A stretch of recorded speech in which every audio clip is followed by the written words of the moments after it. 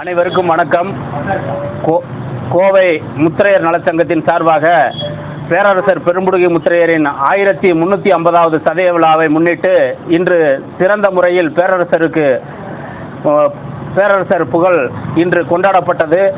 இன்று அவருடைய சிலைகள் திருச்சி, மதுரை மற்றும் எல்லா மாவட்டங்களிலும் மன்னருடைய சிலை இருக்கிறது.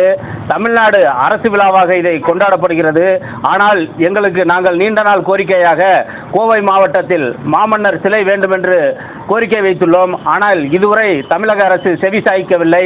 அடுத்த ஆண்டுக்குள் எங்களுக்கு மைய பகுதிக்குள் இந்த மன்னர் சிலை அமைப்பதற்கு தமிழ்நாடு அரசு உத்தரவு வழங்க வேண்டும் என்று கேட்டுக்கொள்கிறேன்.